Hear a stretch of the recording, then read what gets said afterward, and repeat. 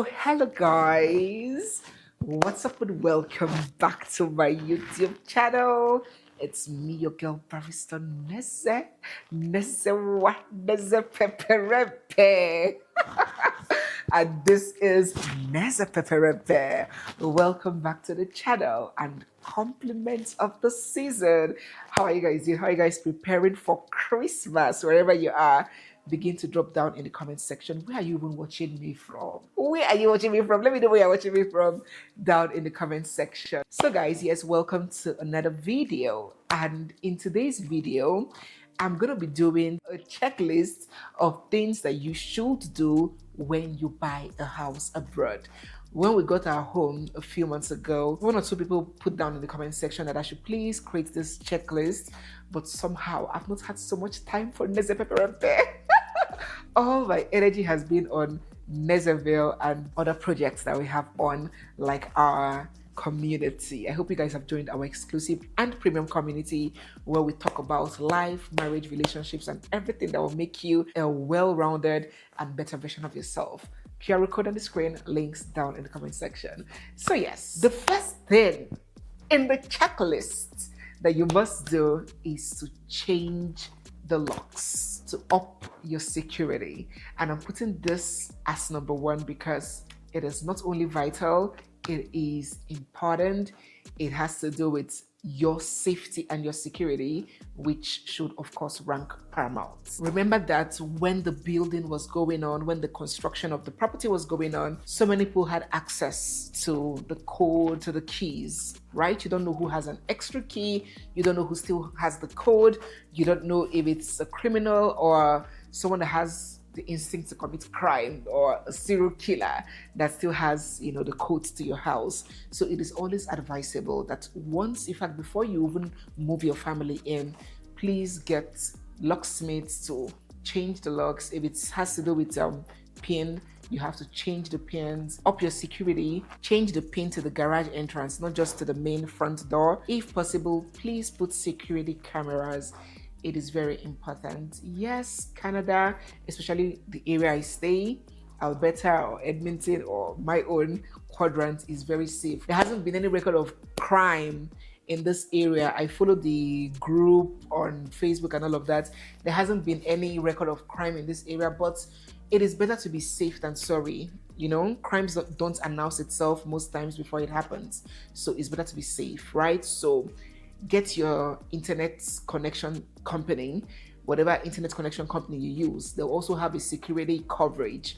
They can install cameras for you, front door, back door, round. It's very important to have security. So point number one, change your locks, up your security, change your PIN codes, and that's that. The second thing you have to do on the checklist is to set up your utilities. You need to transfer the utilities from whatever name it is reading, the builder's name, the builder's company, to your own name. So you can choose to retain what the builder is using, or you can choose to switch. It is very easy, right? But just know that shortly after you move in, or on the day of key exchange, when the key is handed over to you, the builder is going to cut off. He's going to stop being responsible for the utilities.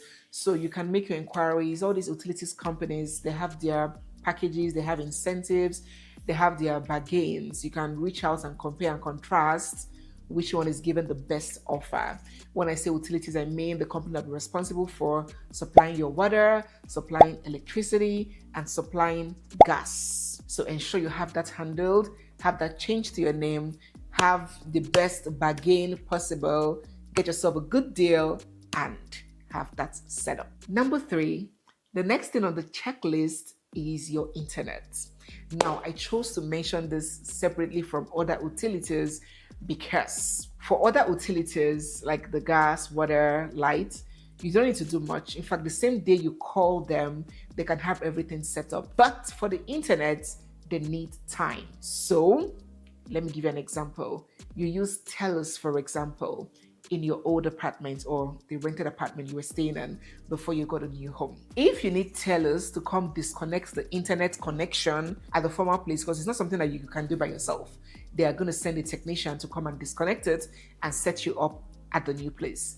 you have to book appointments. You have to book on time. Remember, I told you everything here is appointment. I mean, I went to open a bank account with my own money. I came with cash from Nigeria, and they sent me back. They said I need to go and book appointments to open account. Oh my God.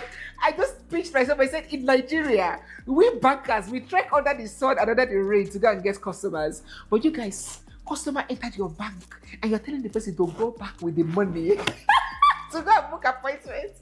People are not serious. People are not under pressure. People don't have targets. So, my dear people of God, everything here is appointment. So if you move into the new house first before contacting that internet company, there's every likelihood that you might stay a week or even more without internet. So you need to contact them while the internet is still set up at the old home. They'll give you a date. You pick a date that will be maybe that same day that you are moving into the new house. Then they'll come and install it. If not, you'll stay a while bored without internet. Just be using the internet on your phone, but there will be no internet powering the house, the TV and all of that. So get your appointment booked before you move in, and let the dates that the technician selects match when maybe the day you are moving in or the next day. Now, just in case you haven't watched the previous videos where I mentioned or I give props to the guy, to the realtor that helped us to get this beautiful house, let me mention it right here and right now. Listen, if you want to buy a house in Alberta, anyway in Alberta, this is not an ad, but you guys know that whenever I see something good, I'm a sharer. When I say share, I don't mean sharing so much details of my personal life. I mean sharing. When I see good things, I like to share. I like to, connect people. I've always been that way. Give them the cocoa. Guys, if you want to buy a house in Edmonton, whether you are already in Edmonton or you are in another province, you want to relocate, wherever you are, and you need a well-grounded, intelligent, patient, knowledgeable, soji realtor, Mr. Chris is your guy. He's the one that helped us to get this home. I cannot begin to mention all he did. So there was this house we're about to buy, and we had already made up our mind that we're going to buy it. And we wanted to use the basement as a legal suite, meaning we're considering that it could be commercial, maybe for rent or Airbnb. And the ceiling of the basement was so low, but because as JJCs now, we didn't know much about all of those things, we didn't mind. It was Mr. Chris that told us that, now, look at this ceiling, it is so low. By the time they build this basement, they develop this basement, it's going to be so low and people will not want to rent it.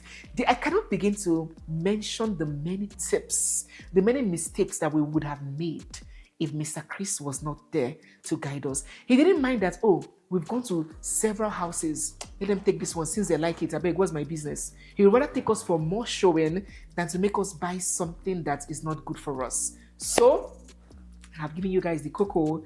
Contact him if you want to buy a house in Calgary, Edmonton, or its environs. Contact Mr. Chris. He is the best realtor that you would ever work with. Okay, so let's go on with the next one. The next thing on the checklist is waste collection. So waste collection, just like every other thing, is organized, is systematic here. You cannot just go to Home Depot or Dollarama and go and buy dustbin and put it in front of your house. No, it is organized by the city. So they're going to give you different colors of dustbin. In Calgary, we had 3 different colors of dustbin for 3 different types of waste. But in Edmonton, I see that it is 2, the black and the green, right? For recycle and garbage, respectively.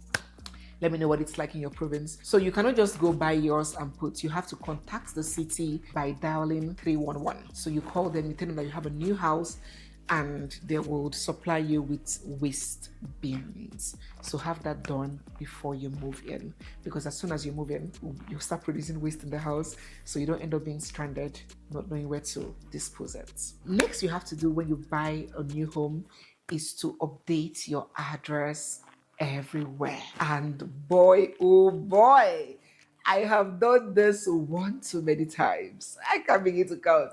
So, of course, you have to update your address everywhere. From your bank, you have to notify Canada Post, you have to notify CROA, you have to go to the registry and update on your driver's license, you have to notify your employer, your insurance company, everything, because if not, they'll be sending your mails and your important documents to the old mailing address. And, you might just miss out some things. And there's some things you might want to apply for. If you show a driver's license with an old address that is not compliant with the new place, they might not accept it. So you have to make these updates. Plenty of the updates can be done online or via phone call, but some you have to go to the registry, like the driver's license. You need to go to the registry and they will issue you a new license with a new address. So change of address on all your official portal sites and all of that should be done when you get your new place. The next thing you have to do, next on the checklist, number 6, is to get professional cleaners. I have a video I did. I don't know whether that one will come before this one or this one will come before that one, but you will see where I broke down the costs for some of these things. So yes, when you are done with your mortgage, the keys are handed over to you, the house looks neat, but let us not forget that it's a new house. Construction just happened. So most definitely the vents will be dirty, dusty. Some countertops, tabletops will still be dirty. It's not like dirty like you see wood or debris. No, it's clean enough to move in, but it's not impeccable enough to put your hands everywhere. Your children put their hands everywhere, to their nose, their hands to their mouth. So you have to make it impeccable. So it's best you get a professional cleaner that will do some very deep and thorough cleaning. So have that done before you start moving in. The next thing that you have to do, in fact, this one is almost before you move in or just as you're moving in, is to buy some necessities. As I mentioned, washers and dryers do not come with the house. Let me know what your experience was like when you bought your home. But for us, we didn't get washer and dryer with the home. We got fridge, we got microwave, dishwasher, and gas cooker, but we didn't get the washer and dryer for the laundry room. So we had to buy that out of pocket, and we had to buy that immediately because as soon as you come in, clothes have started piling. So every necessity that you need to make the house okay, curtains, blinds, you have to start making preparations for that.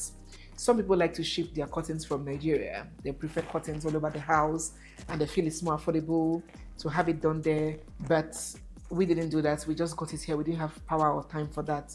So any necessity that you believe you need to make the house fully functional, you start to, make contacts and get that arranged before time. The next thing that needs to be done when you buy and you're moving into a new place is to have the school arrangements done. That's for people that have children. And once again, God, I cannot begin to mention how many times I've done this. Oh God, it's been a journey. It's been a journey. My kids have changed school how many times? I can't even begin to count. So you need to contact the school that services your area. For my children that go to Catholic school, you have to contact the Catholic Education Board. They'll let you know the school that services your area because you cannot just make a choice as to the school you want your kids to go to. There are schools assigned to cover areas, right? So they might say, oh, this neighborhood, you're under this school, right? So you have to contact the school. If you want to go and see the school physically, we always like to go and see the school even before the children resume. Check the distance, know where the place is. You have to make provision for busing, right? It's not the school that will make that provision for you. It's not like Nigeria where once you contact the school directly, the school is in charge of the busing system. But over here, the busing system is run independently from the school. So you have to contact the bus, know the bus routes. If the existing bus stop is too far from your home, you have to apply for them to create a new bus stop that is close to your home. I think is it 30 meters? I can't remember. But there's a distance that the school bus has to be the proximity to the house, right? So you have to contact busing, you have to contact school, you have to take your children to the bus stop before the day and show them the way to walk back home, check the distance and all of that. So yes, school and busing, very important. Make sure you take care of that. Next thing you have to do is to find a family clinic, especially if you are moving from somewhere very far or you are changing one province to another or you're moving from one city to the other. Like when we moved from Calgary to Edmonton, of course, we had to start looking for a new family clinic. And it's very important, especially when you have little children. You know how they are. Today flu, tomorrow they've cut this one from school, next week they've cut this one from daycare. So sometimes you might have to visit the hospital, right? So, and it's also very advisable that you visit a hospital that is close to the house. So you have to start calling these clinics. Many of them, most times, do not have availabilities. It took us a very long time for us to get a family clinic, because you call, oh, we're not taking in new patients now. We're not taking in new patients now. But if there's an emergency, if you have need for us, you can come as a walk-in. That walk-in, you might wait for 4 hours before someone attends to you. So it's always better to have a domiciled, registered clinic, right? So that's another thing you have to work on. What I do is I go to Google, I search family clinics close to me, and I start calling them, starting from the closest in proximity, and I start calling and calling and calling and calling until we eventually find one. And I have done this 5 times. Oh. So last but definitely not the least that you have to do on the checklist is to set up your city property tax account profile, so it can move from the builder to you. Remember that when you buy a house in Canada, you have to be paying tax to the government. Aside the mortgage that you're paying to the bank, you are going to be paying tax to the government, something like a ground rent. So before that house, before title is passed to you, it was the builder or the former owner that's the property tax account was registered in his name. But when you buy the house is now yours, at least partly yours.